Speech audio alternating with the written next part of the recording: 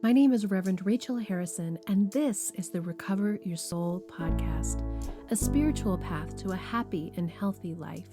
I started Recover Your Soul after having profound changes in my life from my recovery of alcoholism, control addiction, and codependency. I was guided to share the tools and principles of spirituality and soul recovery to help others transform their lives as mine was transformed. For us to overcome external circumstances, we must first turn the attention to ourselves, focusing on inner change.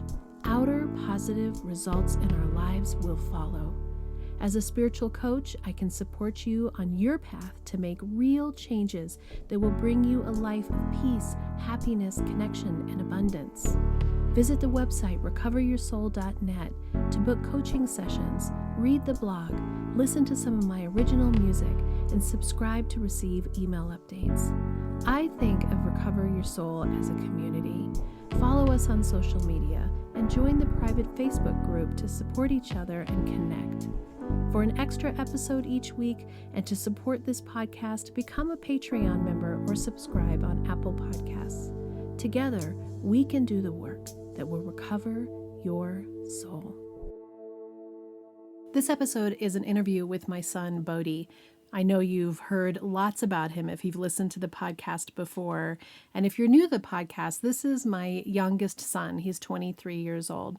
Both of my kids are apples that didn't fall far from the tree. They're both addicts. My husband and I are both addicts.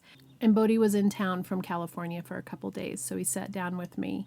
It's interesting, when I was editing the podcast, the experience that I had of listening to it back versus sitting with him in the room, and the awareness of the complexity of addiction, and that part of what we're talking about here in soul recovery is letting go of control, of turning the attention to ourselves, of our own journey, and allowing other people to have their own journey. The first half of the episode is really Bodhi talking about his spiritual journey, and he has his own take on it. And I think it's great that he can so clearly express how he feels on a spiritual level. He also is just going through a breakup and a lot of stress at work, so his heart is wide open, and he has a couple times where he's really overcome with emotion because he's just so raw and fresh. The second half of the episode is a whole other subject. I thought about cutting it in half and just decided to leave it as one full episode. So you could do this in two parts. The second half is him talking about his addiction and how he is trying to slowly decide for himself, choose for himself a life that is without substances. It is not a life that he has. And again, as a parent, having found recovery, we want our kids to find the recovery. We want them to have what we have when we have had a change in our life that is bringing us a profound joy and happiness, and we've let go of depression and the anxiety and the ups and down swings that addiction brings. But both of my boys have to go through their own experience of it. And I hope that what I can offer them is to see the work that I'm doing on myself, and that I love both my boys so much, and I am proud of the men that they are, and they are so rich in everything that they're doing, and they are still on their journey of addiction. And that is not always an easy road to watch. So I hope that you'll enjoy this episode. I hope that it gives you some insight to my family dynamics if you're learning about Team Harrison, as we call ourselves, and the complexity of our lives. And these two kids who came out of an alcoholic home, who are also addicts, and our deep love and connection for each other, and this path that we're on of allowing each other to just be who we are, even when I listen back and listen to some of the truths that he still has a long way to go in terms of finding recovery in the way that I wish that I could see it. But I trust and know and believe that we all are on our own paths. And what I'm grateful for is that his spiritual life is full. And I know that soul recovery is about finding a spiritual center, finding hope and finding faith in your spiritual self, because that is the hole that will fill that empty space that often we fill with unhealthy behaviors and drugs and addiction. I hope you'll enjoy this episode. Welcome back to Recover Your Soul. Thank you so much for joining me here today. I'm really excited because my son Bodhi is in town. Howdy. Howdy. And he is gracious enough to sit out here in the art studio, the podcast studio, and share some of his inspiration, strength, and hope. If you've been listening to Recover Your Soul for a little while, you know a lot about him because I talk about him a lot in our story. Why don't you tell a little bit about yourself, Bodhi, so maybe if those that don't know who you are can learn who you are. Okay, quick intro of who I am. My name is Bodhi Nathaniel William Harrison, originally born Nathaniel William Bodhi Harrison. My mother's mother, my grandma, picked the name Bodhi, and I think we all knew that that was the real one walking out the hospital, so I was called Bodhi my whole life, but it was my middle name, so I got that rearranged. That's a fun story. Had to go to court for go that. To court and get my social security changed, and then the office was closed. So that's me. That's my name. That's my alias. And I am 23 years young. I grew up here where I am now in this home in Louisville, Colorado, but I now live in Northern California, Sacramento to be specific. I moved out there for work. I am the marketing director for the leading parts and accessories company that upgrades One Wheels. So my job is to ride around a self-balancing, futuristic electric hoverboard, make videos, get people stoked, and make our stuff look cool. Which you're very good at. Which I do a pretty good enough job at. I still have my job, and I got a raise recently, so that probably means I'm doing all right. Plus, you were just listed, just to toot your horn as your mom, officially by One Wheel as the #2 rider in the world.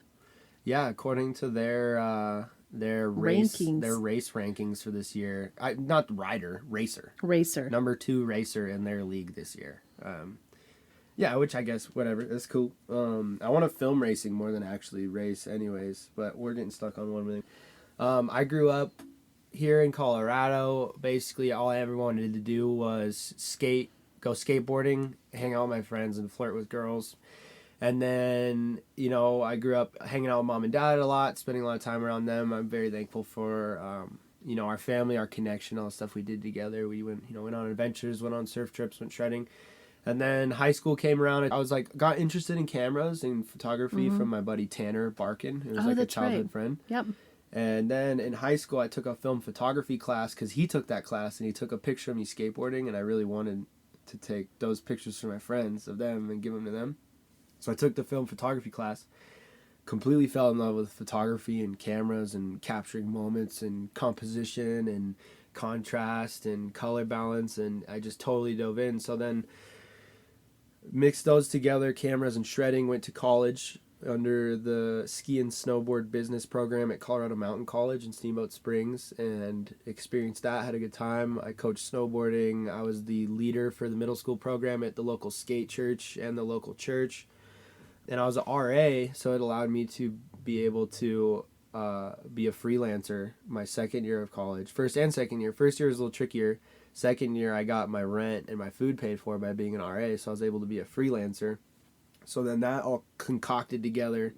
And then flash forward a year after college, my buddy Jeff called me up and was like, hey man, how much do I have to pay you to come run my marketing here in Sacramento for the Float Life, which is dream job opportunity. So I snatched that up and cruised out to Sacramento. And so now I've been in Sacramento for the last 2 years. And P.S. You moved there and drove away about 6 days before the entire world shut down for the pandemic. Yep. So I turned 21 and then moved to Sacramento. And I was like, sick, man. New life, new place, new job. I'm 21. I can go drinking now and party with everybody. I can actually go to the bars. And then 3 days after we rolled into Sacramento, the whole world shut down. So that was cool, but it actually worked out, because it made it so I didn't dive into that whole 21-year-old bar scene going partying every weekend, and I just worked hard as shit. And my work is filming and shredding and traveling and stuff, so it's what I like to do anyways. So when COVID came around, we just totally busted ass, and have since then elevated our company to an unthinkable level from where it was when I showed up. No doubt.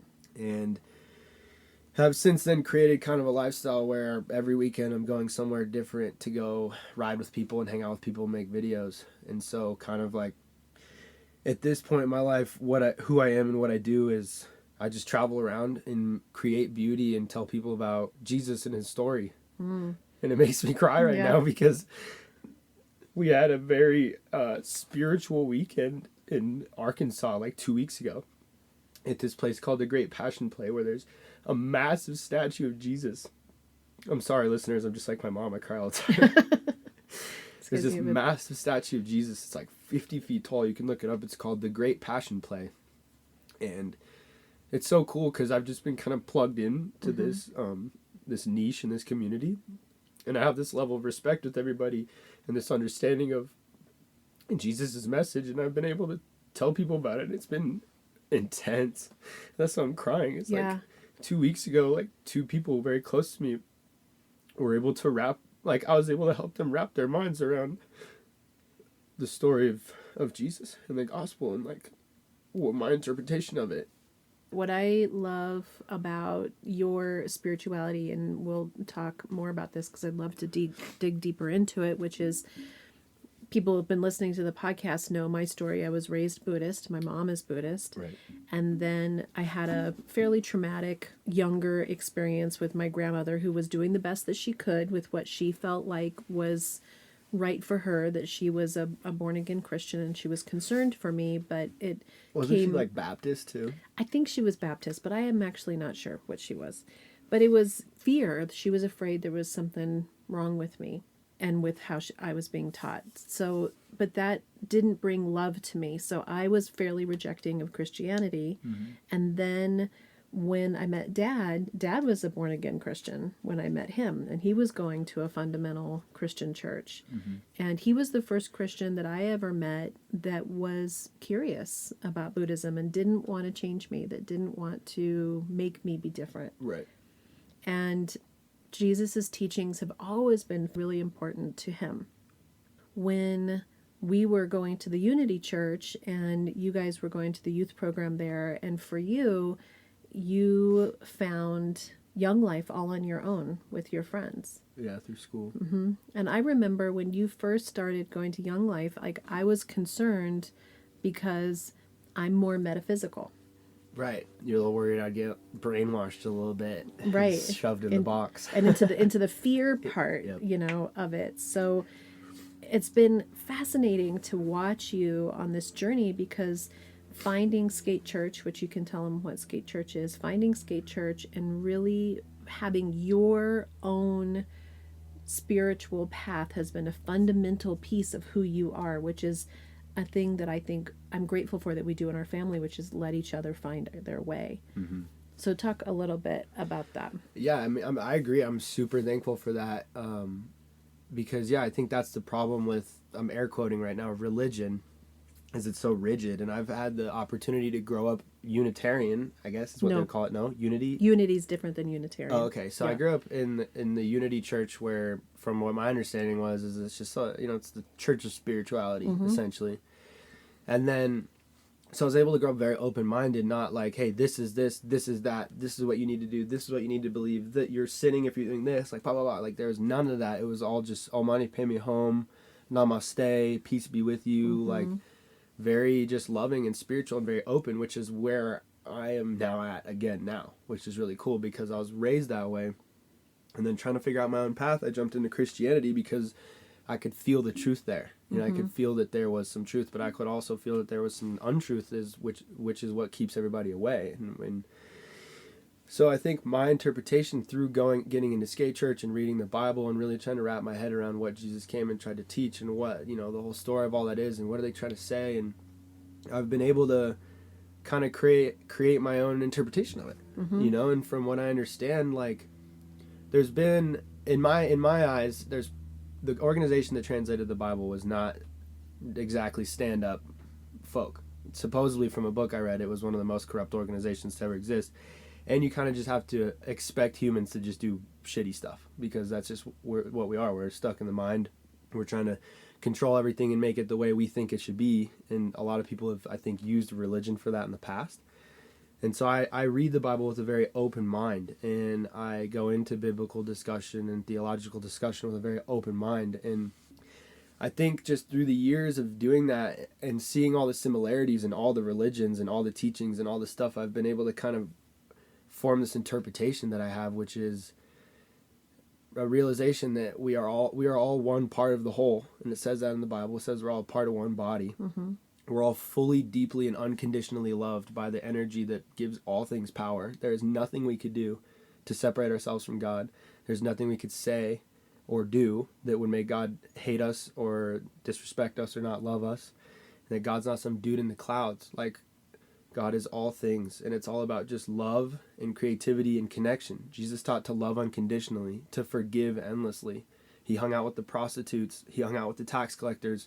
He who cast the first stone, the woman at the well. Like, Jesus' story was love unconditionally, connect with everything around you, turn away from sin.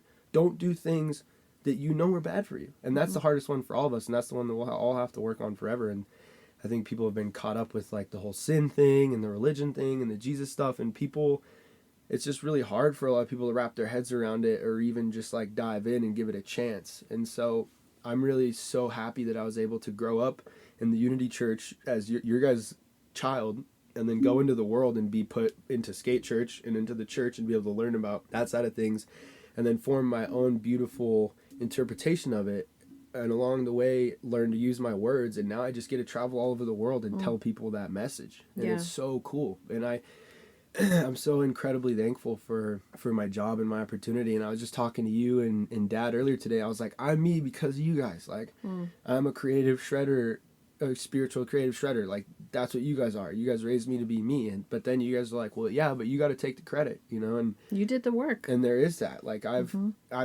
just been hooked up left and right. But I also wake up every single day and put the best attitude I can on and work as hard as I possibly can. Yeah, which is heavy and wonderful all at the same time. Yeah, and it's making me cry again because it's scary. Yeah.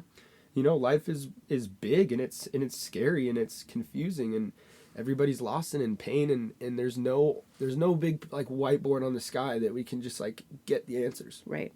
And it's like, this is for sure. It's all just a question, and it's scary and it's weird, but through constant action and through connection with spirit and through our connection with each other and our connections with the things that we love, like, that's what brings us back, and that's what connects us. And I'm just focusing lately myself on thinking of the light, speaking of the light, being only a light worker, you know, and not allowing myself to think the bad stuff or say the bad stuff.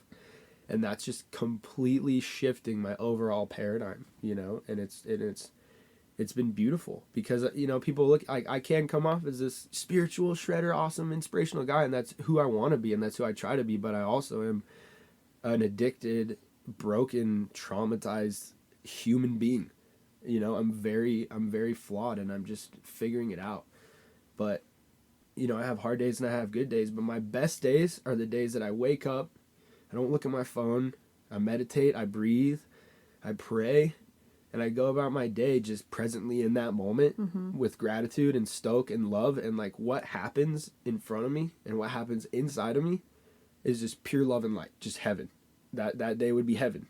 But then the days I wake up, go straight to the phone, get a weird text or a bad call, take a bong rip too early in the day, don't eat breakfast, forget to drink some water, go to work, forget to say hey to everybody, jump right into my shit, look at my task list that's a mile long, hell, complete hell. So it's like, Jesus taught it. He said, heaven and hell is here and now, the straight and narrow. And so, I don't know, I'm trying to live my life and pursue my career, but also take care of myself and take care of my mental. And that's definitely been really helping me a lot lately. And I just want to go deeper down that and pursue that further, and then just keep learning stuff and giving it to everybody. I love that you are 23 years old and you are thinking about and enriched in these ideas and these processes. And one of the things about this podcast, this is a spiritual podcast, Recover Your Soul. And whatever spirit is for each one of you is what it is for you. And so we're not here to proselytize any particular spiritual path. Every single spiritual path, every single religion, the solution to suffering is connection with the divine. Every single path. And so whatever that divine is for you, I believe that we are all here. We look different, we speak different, we have different languages, we have different cultures, and that the universal one is great enough to speak to all of us in the voice and the tone that we need to hear. And that's just me. I was holding on a thought to follow you up with, which is one of the things that really cracked me open, popped my pineal gland, and took me out of my box, is I was like, how did God speak to people before Jesus, before the Bible? And then I was like, well, the first thought was, well, Jesus speaks to me, because I like to think that Jesus was resurrected, and he's the one to match his consciousness energetically with God. And he was brought back, and he's within all of us, helping us get where he got. And so I like to think Jesus does talk to me sometimes. I do think some of the voices that come in my head is Jesus, and I'm like, Jesus talks to me in English, but he talks to Eduardo in Spanish. And then before he was able to come spread his message, there was humans for thousands or millions of years. Who knows? We don't know. And how did God speak to them? You know, it's like now we have this real world example of this guy that came and just spoke it in our language and was like, just connect to source, connect to everybody around you, love deeply, express, stop getting held up on all this shit, get out of your head, get in now, be good to each other. So we now have that. And other religions have had other figures like that. There's been sun deities for generations and generations. And that was just one of the things that really popped me open, is like, there can't be a right or wrong. We are a part of God, and God is just learning to... No, that's not how I'm trying to articulate this. Basically... We are learning, and God is speaking to us. Right. And like, we try to hold on to things, and we overcomplicate things, and we're like, okay, so it's like this, and it needs to be like this, let's put it in this book, and like, we'll go here. But it's just, it's so far past what our brains could even comprehend. So God just speaks to us in each of our own languages, and the tribes pop up, and they have their special dances and all these things, and then Christianity pops up, and the Hinduism, and it's like, there's all these different things. And so I think, I was just having a conversation with a girl last night, and I'm kind of one of those typical people that somebody looks at, a cross on my hand or the words I say, they're like, oh, you're religious? I'm like, no, I'm spiritual. I prefer, spiritual over religious. Because that's really, the way I think of religion is like a box. And the way I think of spiritual is like spirit. God is spirit. Everything is spirit. Energy is spirit. Like, it's all, we're all made of like little atoms and energies and stuff. And it's like, when you see smoke in the air, that's like, you're getting a visual representation of what's going on around us. Like, there's air. Everything's all just one thing. Like, but it's just different densities and molecules and different things. What I love about all of that is the physics and the reality that we see this cup, we're sitting in these chairs, we're drinking these liquids, but when you actually go down into the atom structures, how nebulous and strange those are, and how our brains are, and it's miracle. It's a miracle that all of this exists. And yet it's so easy to get caught up in the heaviness, like your description of waking up and going right into the ego world, the life world, the meet the challenges world, the meet, people's needs world. And, one of the things for you is you grew up in an alcoholic home where your role in our family was to be the peacemaker. You were the one that kind of fixed all of us. We had the brother that was the quote unquote problem child. The agent of chaos. The agent of chaos. We had an intense dad. We had a overly triangulating, trying to fix everything mom. And then you came along and you were I was the lying peacekeeper. You were the lying peacekeeper. I lied about everything. Oh my gosh. To keep it all. I had the right intention, I guess. But I just would lie. I would hide things. That was my lying. I would hide things because I didn't want to add to the pot. Right. And I didn't want to create the fights. I seen the fights being created, and I was like, fuck that. I'm not going to do that. I'm gonna do everything I can to not have that happen. But then you can only carry on lies for so long, especially when you have an ADHD brain like mine, where tons of RAM, not a lot of storage. So you'll get You get caught up in your lies quickly, and then it's the thing plus the lying, and then that was hard. But I was also the peacekeeper, yeah, and I learned how to watch everyone fight, listen to each person. What are they all saying? Okay, and let it calm down, and then go to the other people and tell the other people what the other person was saying, and be like, we're all saying the same thing.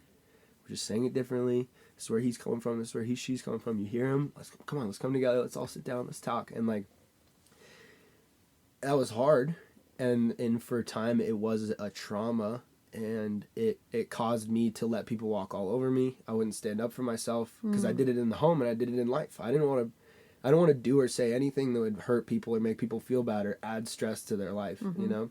And it was very unhealthy for a long time. But now I'm learning to see it and face it and use it as a tool. Right. And understand, like, okay, what I want to say right now, this truth that I want to speak right now is going to hurt this person's feelings because they just gave me this video, and I know that a couple of these changes made will make it way better, but I know if I tell them that, they're really proud of it right now, and I know they want to be done with it, and it's going to hurt their feelings, and it's going to bum them out, and it's going to piss them off if I tell them these notes and tell them to go back. In the past, I'd be like, all right, whatever, it's good enough, you know, like, let's just, like, let it go. Now I know, okay, is this worth saying? Is this going to be constructive? Like, will it hurt them at first, but then ultimately build them up? Yes. Okay, say it with love. I'm just learning how to, I'm a great peacekeeper already, but now I'm learning how to be my own peacekeeper, because I would light myself on fire to warm everybody else up. That's so important and powerful. And listening to you tell that story, what it made me think of again is the coin. There's always two sides to every coin. Yeah. There's the side that's the trauma of the stress of having your life where everybody's fighting all the time and you're trying to figure out how you're going to help people see each other's perspectives. And there's the ability to see other people's perspectives. Yep. And the ability to make decisions about how you're going to speak to people in a way that lets them see different perspectives because you can see the different perspectives. Yep. So that's a good skill. I think it's key. I was just having a conversation with this girl last night. I was hanging out with a buddy of mine, and he took me to meet up with some of his coworkers, and the conversation started off because she was like, oh wow, so you're very religious, huh? Because she was just hearing me talk and seeing the cross tattooed on my hand. And I was like, no, I consider myself like highly spiritual, but I am kind of religious. You know, I love Jesus. I believe in his story and stuff. And then we started having this conversation, and then it got to a point where I was like, oh, this chick's Catholic, and she's just going to fight me. She was just questioning everything, like making me explain myself. And I was like, is she trying to get me like caught up in my words and like exposed that I'm spiritual, but I'm just some hippie doing drugs in denial or something like that? And she was kind of... You do look like a hippie right now. Oh, I am a hippie. I'm a psychedelic cowboy. But, and I was like, you know what, actually, I don't think I want to have this conversation with you right now. I think it's getting a little hyphy. It seems like maybe you're pretty strong in your Catholic beliefs. And she's like, no, that's not it. I just wanted to kind of pick and learn and know more. And we, like, hit that crossroads. And, like, with love, we kind of checked each other. And we're like, do we want to have this talk?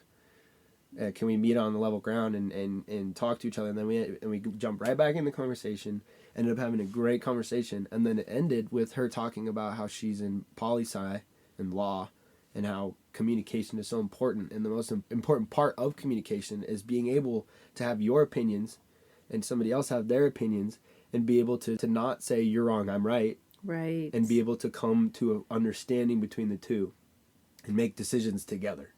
And that's like everything. And I was thinking in that moment, damn, I'm glad our life was so chaotic when I was a kid, because I'm good at that. You are good at that. Because I had to learn it. You know, I was forced to learn it because our family needed that. We've all come out on the other side so much stronger, and we've all grown so much from that because of our awareness and our love and our connection with spirit and our connection with each other.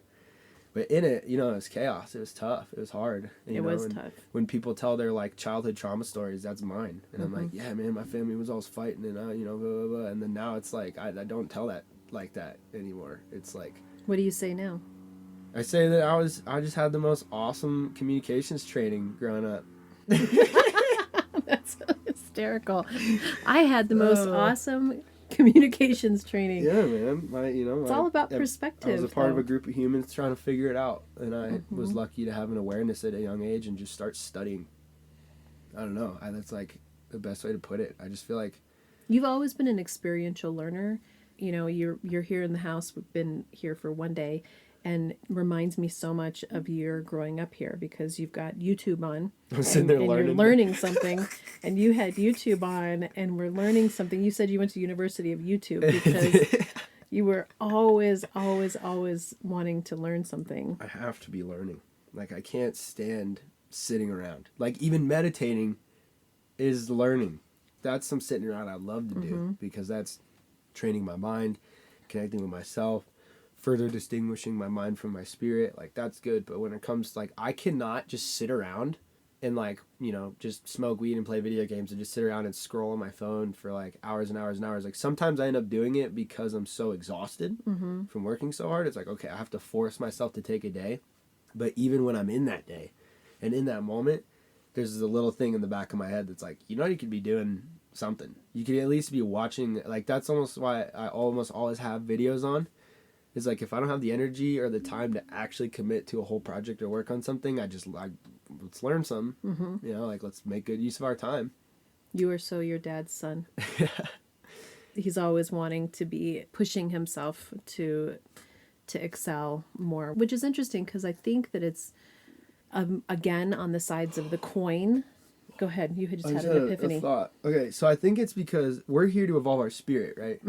We can get stuck and just give our mind stuff that it wants, like drugs and dopamine and stuff like that. Which is our But ego. we're here to evolve our spirit. So when we evolve our mind, it gives us more opportunities for our spirit to then be involved because you're like, okay, I want to learn about this. You start learning about that, and you get this information. You find out there's this event, and then you're like, oh, okay, you go to this event, you meet this person, you start this project. Next thing you know, on that project, every project that I've ever done is evolved my spirit tenfold. Learning things leads to projects. Evolving your mind leads to evolving your spirit. And if you let yourself be driven from the spiritual side, I believe, if you let yourself be driven from the spiritual side, then that's more of being divinely guided versus ego guided. And then you have those moments where you connect with people or something miraculous happens. I mean, your whole life story is a very fascinating connection of one thing to the next Right thing place, to the right next time, thing. a whole lot. A whole lot. And because you've been open, even with everything that's happened in your life, you've always been open and curious about other people. And one of the things in the one wheel industry that is said about you that gives me the most pride, it is not whether you won or not. It's the human being that you show up to be. And that people talk about your character. And that's my pride for you. I think that's the most important part. It's like anybody can learn a skill. Doesn't matter. We're all innately completely the same. Like, you can go out and if you want to be a pro golfer, like, it might be really hard and you might not do it till you're like 50 because it took so damn long to get there, but anybody can learn a skill. It's like, I feel like it's so much more important to find yourself and learn to love yourself. There's a lot of emotion in Build that. your character, you know? Yeah. And that's, like I said, like, life is scary, and that's like every day I wake up in a state of anxiety usually, and there's a fear and anxiousness I have to work through every day. But it's all right, another opportunity to live. You get up and you continue to just be the best version of yourself you can be. And like, I've just focused so heavily on love and forgiveness and acceptance and stoic and stuff, and then it's just innately built this character in me. Like, I can't say things to people that'll hurt them intentionally. I don't fight with people. I don't shit talk people. I just want to do the best for everybody around me. And I think it's just because I'm so terrified of life that I just wake up every day and love so fucking hard. When you and your brother and me all have anxiety, so I'm sorry, listeners. I'm going through a pretty heavy life transition right now, and I have a ton of bottled up emotion. Not bottled up, but unallowed emotion, and so some of this stuff is triggering me. I apologize, everybody. Crying's good though. It just sounds annoying.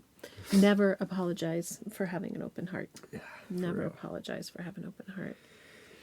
What were you saying now? So we're talking about anxiety. So, I had a podcast that was about anxiety, and my anxiety is decreased 90% since I quit drinking Yeah. and I started doing spiritual work, and to be 100% honest, since you guys moved to California. So I think that I have to be completely transparent in the truth that part of all of our dynamics, the four of us all together all the time, not having it in my face all the time has helped. But for you, for your anxiety, I think that everybody has this pressure now that we didn't have in this same way in the past. Can you describe a little bit about what that is and how you're working on managing it? Yeah, I think anxiety to me is just overthought. It's like your mind is just like, you're just getting all these thoughts that you don't want.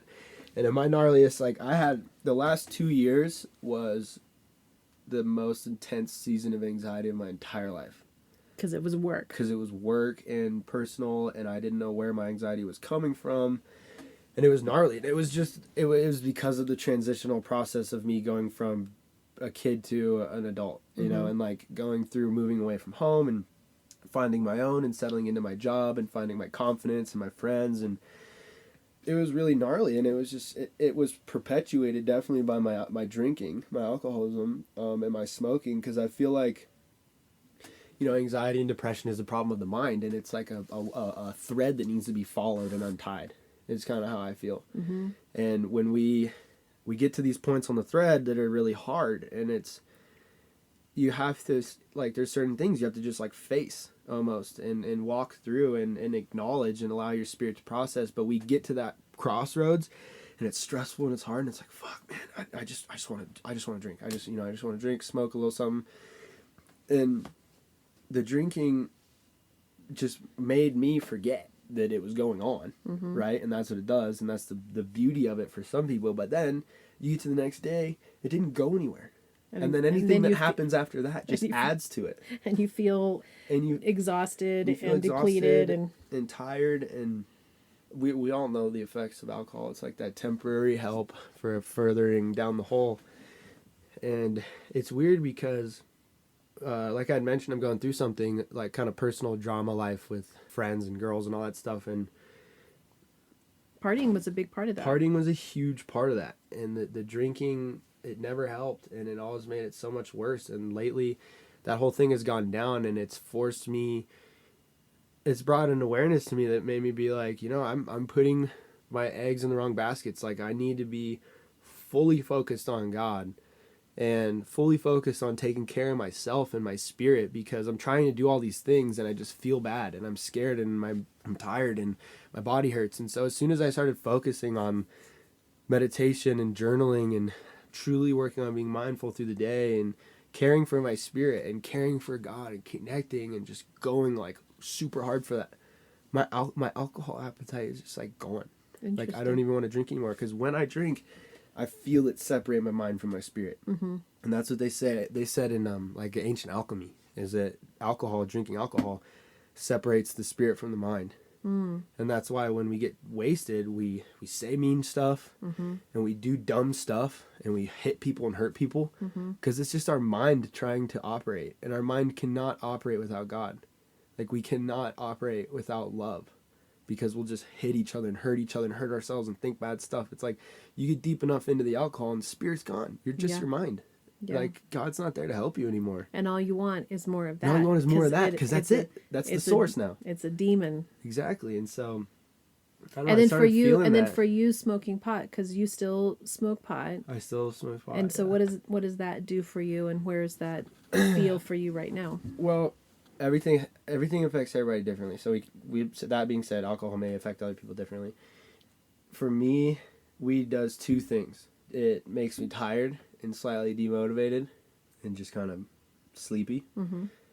With most strains, like really good, like really high quality stuff doesn't do that to me, but most strains of this stuff makes me really sleepy. But it also slows my brain down and like brings me way more present, and it makes it easier for me to sit there and be the observer and not be the monkey or be the donkey. It helps me sit on my donkey.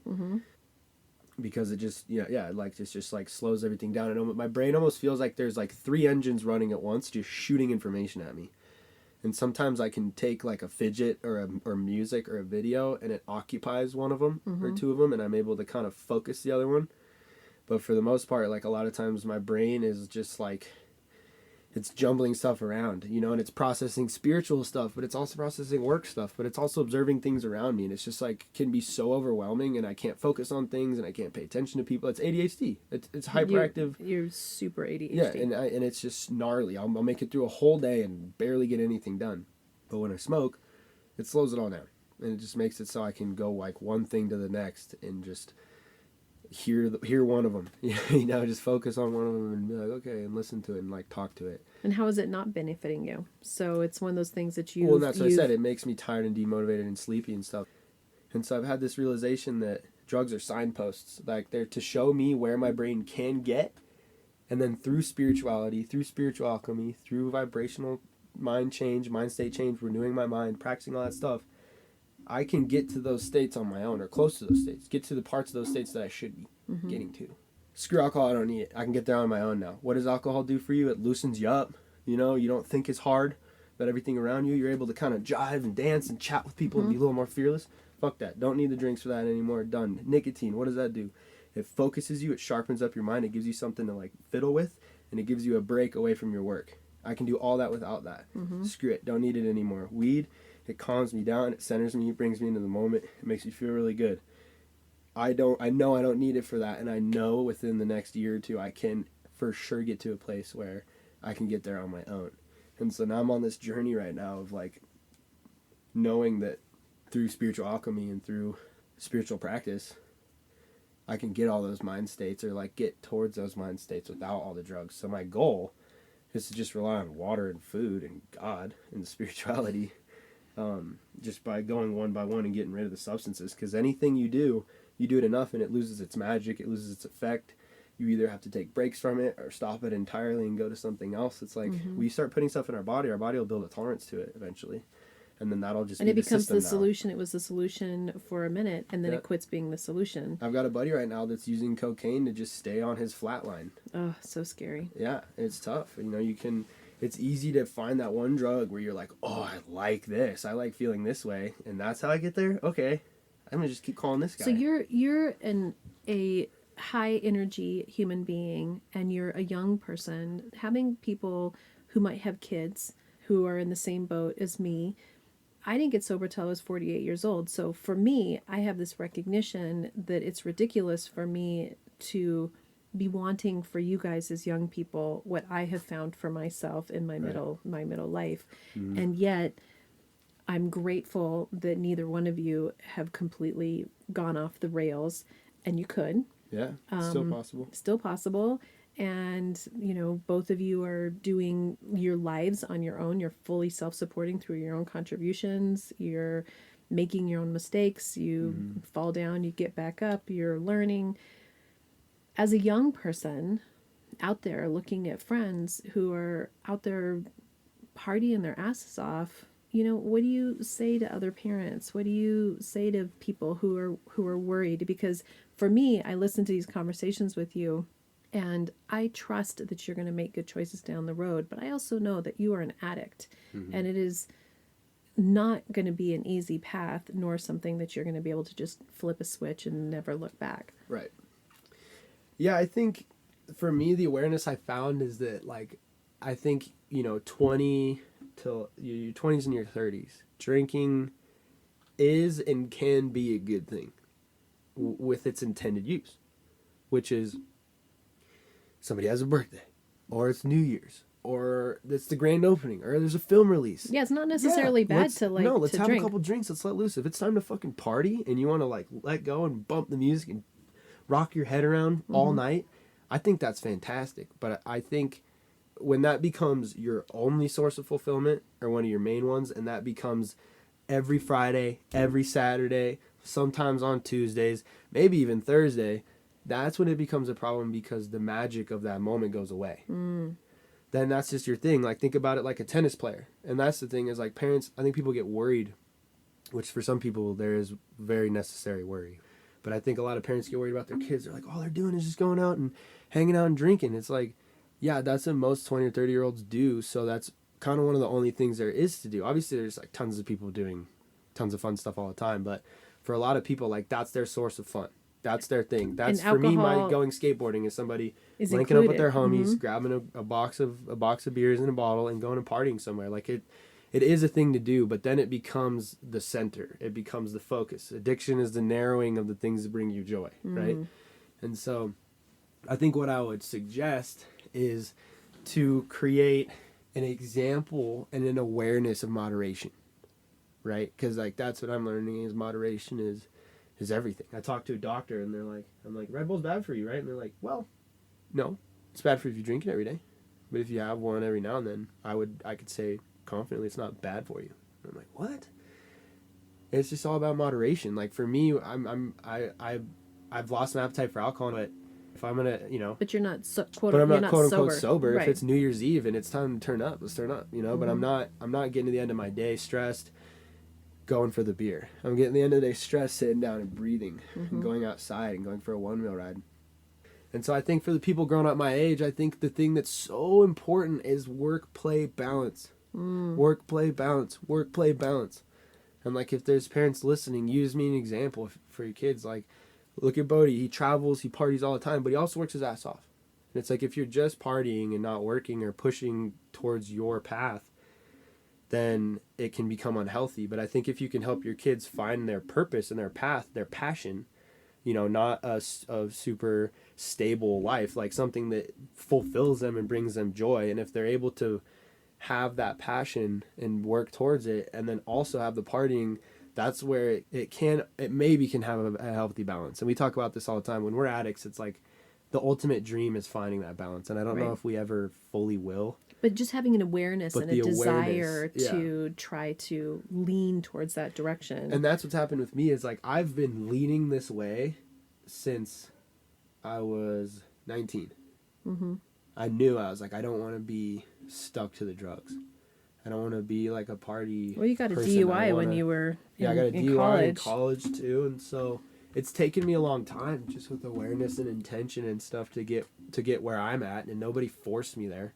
Not even God. The universe wasn't just pounding me down trying to get me, in the right place. Alcohol involved things happened, which, are definitely signposts of like, hey, you probably shouldn't do this, And we were talking earlier, you grew up with parents that were addicts, and yet your markers that you have had that inflicted change upon you are more your own experiences out in the world of your own relationships, your own friends, your own things. Even though you grew up watching parents that drank and fought, you didn't walk out of the house and say, well, I'm never doing that again. No, because and that's what I was saying too in that conversation is I don't think we knew it was necessarily from the alcohol.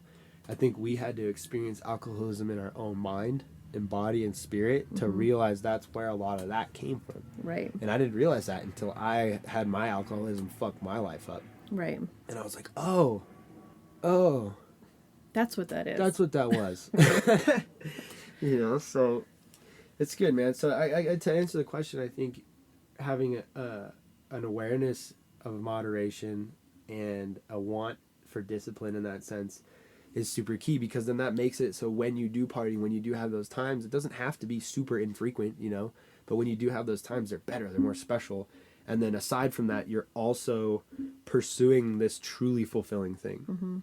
When I don't have anything that I feel like is truly fulfilling in my life, a project, a passion, or a purpose, that's when I fall away, because I just have all this energy and all this like ideas and it's just not pointing anywhere. And so I have to stuff it with alcohol and weed, Right.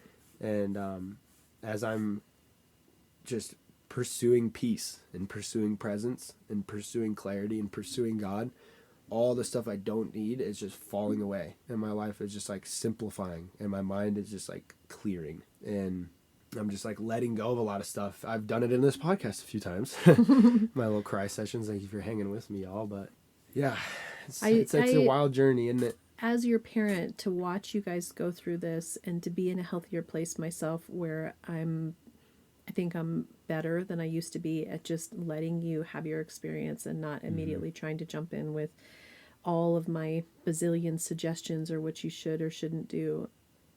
I hope you feel supported by us in the way that we want, because I've taken a major step back in not trying to be super involved in what's going on with you and let you have your own experience. And even sitting here listening, it's hard to watch your child be in pain, and yet watching you do it and walk through it yourself, the strength that comes out of the other side is where I feel the pride. Yeah, and I think that's the other thing, is that you have to like experience stuff for it to really set in and be fully comprehended. And also, like, there's things people have told me that didn't set in for years. Mm-hmm. Because it's such a concept that it takes our spirit that long to fully realize it, which is always just such a crazy concept to me. So I don't know, given time is just key. Time is so key. Well, thank you for your time today, Bodhi, and sharing yourself. I'm so grateful for your being here with us and sharing your heart and absolutely being a light in the world and allowing me to be me and always supporting me and who I am too. Yes, ma'am. And thank you, listeners, for supporting this podcast. I hope some of our words were able to spark a thought or an inspiration, or maybe just give you a little bit of curiosity. My mama's beautiful, wonderful listeners, just remember that you are loved, that we're all on this path and we're all walking each other home. And every single one of those other people we see out around us is family, and we have to look past that initial judgment and find the love and just connect and know that we love you and that God loves you, and that the world can either be a very dark and scary place or it can be a very bright, beautiful, and creative place. And let's continue to fight the good fight and be warriors of light. Well said, Bodhi. Thank you. Love y'all. I love you, Bodhi, and I love all the listeners, and I'm so grateful that we get to spend this time together. Until next time, namaste. Are you wondering, how do I go deeper on my path to soul recovery? Or how do I support this great podcast? Well, here's how. Here's your call to action. If you're ready for real inner change and would like to work directly with me, visit the website and book a coaching session. I'm here to support you on your unique path. I'm here to help you let go of the past, to deepen your connection with your higher power, whatever that is for you, and to discover and then step forward into a happy and healthy life. You can also become part of our soul recovery community. One way is to join the support group. It's the first Monday of every month. It's by Zoom from 6 to 7 p.m. Mountain Time, and you can register on the website to get your Zoom link. Recover Your Souls on social media. Of course, there's Facebook, Instagram, TikTok, lots of ways to connect, and there's even a private Facebook group that will allow for more communication and conversation about soul recovery.